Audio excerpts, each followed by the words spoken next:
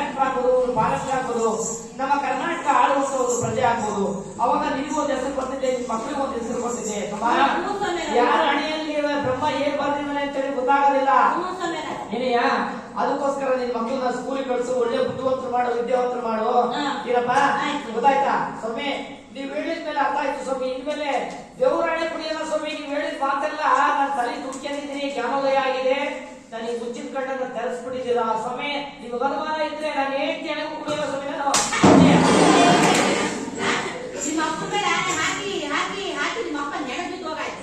ಈಗ ನಾನೊಬ್ಬ ಬರ್ತಿದ್ರೆ ಅವ್ರು ಬುದ್ಧಿ ಮಾತು ಹೇಳಿದ್ದಾರೆ, ಕುಡಿಯಲ್ಲ ಕುಡಿಯಲ್ಲ ಕುಡಿಯಲ್ಲ. ಎಷ್ಟ್ ದಿನ ಹೇಳೋದು ನಾನುವೇ ಬಾಬಾ, ಹುಡುಗಿ ಸೊಸೂಟಿಲಿ ಅಕ್ಕಿ ತಗೊಂಡು ಇಟ್ಟಿದ್ರೆ ಸಾಕು, ಅದನ್ನು ಗೊತ್ತು ತಗೊಂಡು ಮಾಲಿಕೆ ಬರ್ತೀಯಾ ಕುಡಿತೀಯಾ? ಆ ಹುಡುಗದು ಕಾಲ ಚಪ್ಪ ದುಡ್ಡು ಬಂದ್ರೆ ಸ್ಕೂಲಿಂದ ಅದನ್ನು ಬಿಡಿಸ್ಕೊತೀಯಾ ಕುಡಿತೀಯಾ? ಮನೇನೆ ಆ ಮಾಡಿಕೆ ಬಿಟ್ಟಲ್ಲ ನೀನು. ನಾನು ಇನ್ಮೇಲೆ ಕುಡಿಯಲ್ಲ ಕುಡಿಯಲ್ಲ. ನೀನ್ ನೋಡು ನಮ್ಮ ಊರಲ್ಲಿ ಹೆಂಗ್ ಬದುಕಿರ್ತೀನಿ ಅಂತ ಹೇಳಿ. ಆಯ್ತಾ ನೋಡಪ್ಪ, ನನ್ನ ಮಾತಿಗೆ ಬೆಲೆ ಕೊಟ್ಟು ಕುಡಿಯೋದಿಲ್ಲ ಅಂತ ಹೇಳಿದ್ಯಾ? ನಿಮ್ಮ ಅಕ್ಕಪಕ್ಕ ಮನೆಯವರಿಗೆಲ್ಲ ಕರ್ಕೊಂಡ್ಬಿಟ್ಟು ಬೇಗ ಬಂದ್ಬಿಡು ಸ್ಕೂಲ್ ಹತ್ರ. ಇನ್ನೂ ಸ್ವಲ್ಪ ಹೆಚ್ಚಿನ ಸಂಖ್ಯೆಯಲ್ಲಿ ಮಾಹಿತಿ ಕೊಡ್ತೀವಿ. ತಾಲೂಕು ಪಂಚಾಯತಿಯಿಂದ ಅಧಿಕಾರಿಗಳು ಬರ್ತಾರೆ, ಬೇಗ ಬಾ ಬೇಗ ಬೇಗ.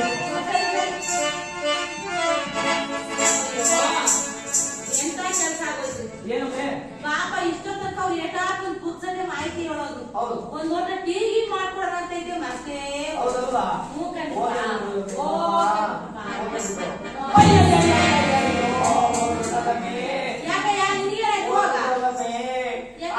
ಎಲ್ಲ ಜ್ಞಾನ ಆಯ್ತು, ಅವ್ರು ಹೇಳಿದ ಮಾತೆಲ್ಲ ತಿಳ್ಕೊಂಡೆ, ತಲೆ ತುಂಬ್ಕೊಂಡೆ.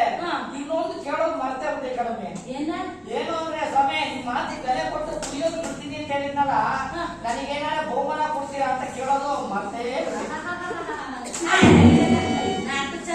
ಇದಕ್ಕೆ ಕಮ್ಮಿಲ್ಲ.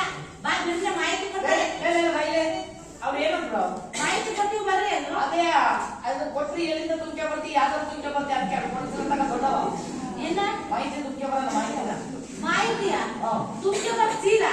ಮಾಹಿತಿ ಅಂದ್ರೆ ಏನಂತ? ಮಾಹಿತಿ ಅಂದ್ರೆ ದುಡ್ಡು. ಅಬ್ಬೋ ಅಣ್ಣ, ಅದು ಮಾಹಿತಿ ಅಂದ್ರೆ ದುಡ್ಡಲ್ಲ ಕಣ್ಣ, ತಿಳುವಳಿಕೆ. ತಿಳುವಳಿಕೆ ಅಂದ್ರೆ ಏನಂತ ತಿಳ್ಕೊಂಡೆ? ಮೂಲ ಮನೆ ರಂಗನಾಥ 500 ರೂಪಾಯಿ ಸಾಲ ಮಾಡಿದ್ದೆ, ಅವನೇಳಿ ಟೈಮ್ ಕೊಡಕ್ಕಾಗಲಿಲ್ಲ. ಬೆಳಗಿನ ಸಿಕ್ಕಿ ಸಂಜೆ ಹೊತ್ತಿ ನೀನ್ ದುಡ್ಡು ಕೊಡ್ಲಿಲ್ಲ ಅಂದ್ರೆ ನಿನ್ನ ಅಂಗಿ ಕೊಲ್ಪಟ್ಟಿ ಇಟ್ಕೊಂಡು ಬೀದಿ ಕರ್ಕೊಂಡ್ ಬರ್ತೀನಿ, ಮಾನ ಮರ್ಯಾದೆ ಹಾಳು ಮಾಡ್ತೀನಿ ಅಂತ ಹೇಳ್ದ. ಅದಕ್ಕೆ ಇವಾಗ ಅಂಗಿ ಬಿಚ್ಚಾಕಿ ತಿರ್ಗಾಡ್ತಾ ಇದ್ದೀನಿ, ಅದರಲ್ಲಿ ಕೈ ಹಾಕಿ ತಿಳ್ಕೊಂತ ಹೇಳ್ಕೊಳ್ಳಿ. ಇದು ತಿಳುವಳಿಕೆ. ಎಲ್ಲ ತಿಳುವಳಿಕೆ ಇದೆಯಾ?